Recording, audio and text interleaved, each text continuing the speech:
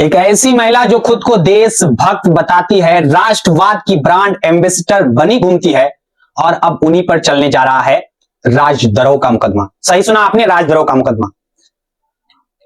भाजपा की सांसद पद्मश्री से सम्मानित नेशनल अवार्ड विजेता कंगना रनौत की हम बात कर रहे हैं। कभी बॉलीवुड में क्वीन कही जाने वाली कंगना आज कोर्ट के दरवाजे खटखटा रही है और षड्यंत्र को आप समझिए, देखिए, जो खुद हर मन से देशद्रोह का ठप्पा बांटती थी, आज वही अपने ऊपर राष्ट्रद्रोह का केस झेलने जा रही है। नमस्कार, मैं हूं मिसबाउल आपके साथ और आप देख रहे हैं मिसबाउल ऑफिशियल 1 को। और सवाल यहां उठता है, यह सब हुआ कैसे? कौन है जिसने उन्हें अदालत तक खींच लिया? और क्या सच में उनके घर पर अब बुलडोजर चल सकता है? शुरुआत हम लोग आगरा से करेंगे।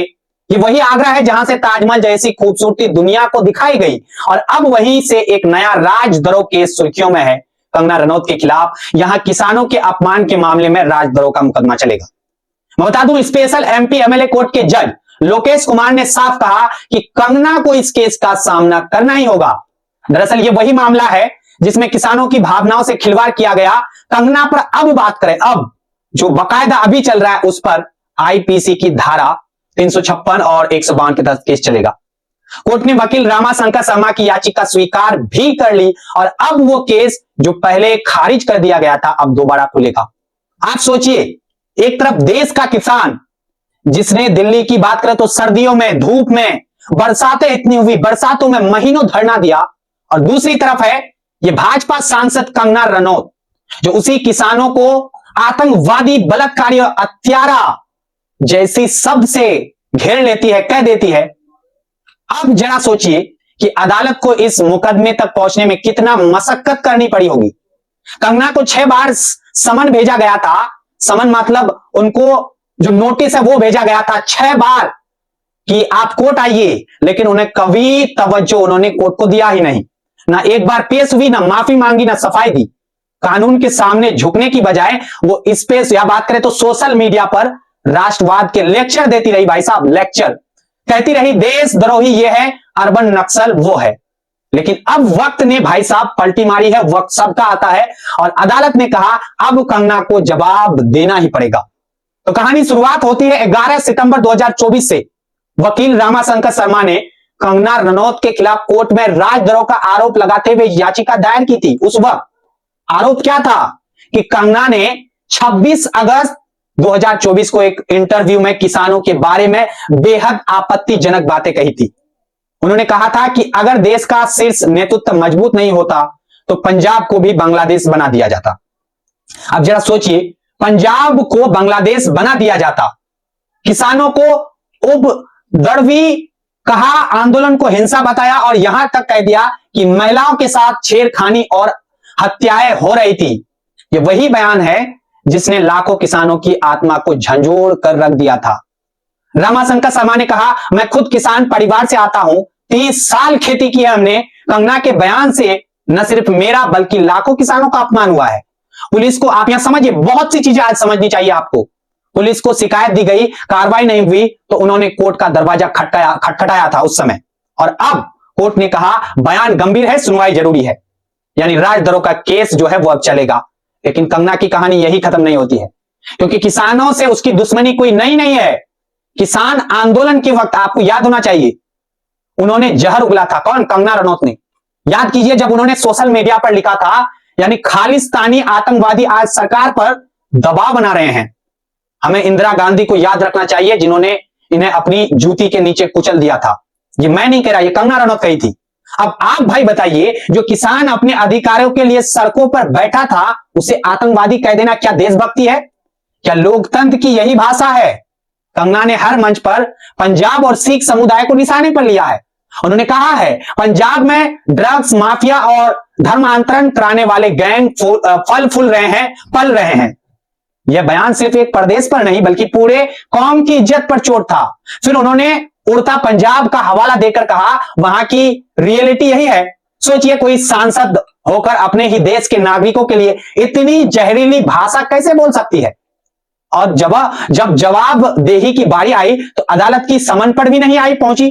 अब जरा याद कीजिए, किसान आंदोलन के वक्त वायरल पोस्ट, 27 नवंबर 2020 को कंगना ने एक बुजुर्ग महिला किसान की तस्वीर पोस्ट की थी। उन्होंने लिखा था, ये वही दादी है जो शाहीन बाग में भी थी, 100 रुपए लेकर प्रदर्शन करने आती है। वो महिला थी महेंद्र कौर, 81 साल की बुजुर्ग किसान। कंगना के इस टिप्पणी से उन्हें सार्वजनिक रूप से अपमानित किया गया। उन्होंने कहा, कंगना ने मेरी इज्जत मिट्टी में मिला दी। और फिर उन्होंने जनवरी 2021 में बात करें तो भंडीडा कोर्ट में मानहानि का मुकदमा दायर किया। आईपीसी बात करें तो धारा 499 और 500 के तहत, लेकिन कंगना उन्होंने इसे भी हल्के में ले लिया था। पहले भंडीडा कोर्ट में खारिज करने की कोशिश की, असफल रहा। फिर पंजाब हरियाणा हाईकोर्ट पहुंची, वो वहां भी याचिका रद्द कर दी गई। फिर सुप्रीम कोर्ट पहुंची और वहां तो सीधा तमाचा पड़ गया। सुप्रीम कोर्ट ने कहा, आपने सिर्फ रीट्वीट नहीं किया था, आपने उसमें मिर्च मसाला डालकर जहर उगला था। कोर्ट ने साफ कहा, हम ये नहीं सुनेंगे। कंगना को अपनी याचिका वापस लेनी पड़ी। अब हालात यह है कि 27 अक्टूबर 2025 को भंडीडा कोर्ट में पेश होना पड़ा, वो भी तब जब पानी सिर के ऊपर चला गया। कोर्ट में उन्होंने कहा, यह हमारी गलतफहमी थी, इसका मुझे दुख है। बस इतना ही कहा, ना माफी ना पछताओ। कोर्ट ने कहा, माफी स्वीकार करनी है या नहीं, ये बात करें मैं नहीं कर सकता, ये बात करें तो महेंद्र कौर तय करेंगी।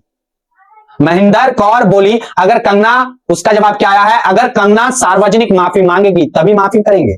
अब अगली सुनवाई की बात करें तो 24 नवंबर को होगी। अगर माफी नहीं मांगी गई तो कंगना को बार बार बंडीडा और आगरा की अदालतों के चक्कर लगाने अब होंगे।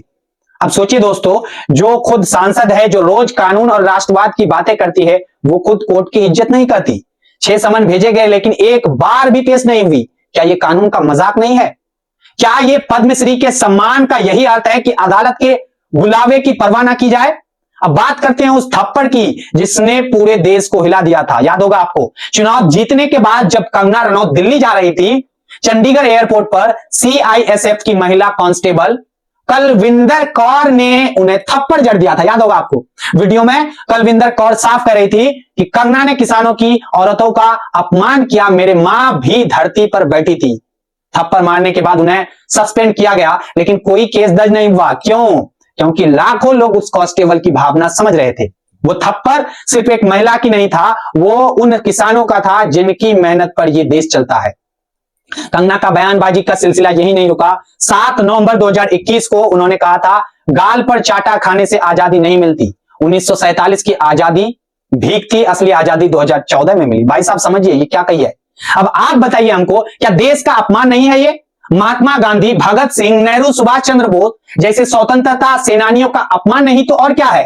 क्या 2014 से पहले इस देश में हम गुलाम थे भाई साहब? लेकिन ऐसा बोलने वाली महिला आज माननीय सांसद कहलाती है।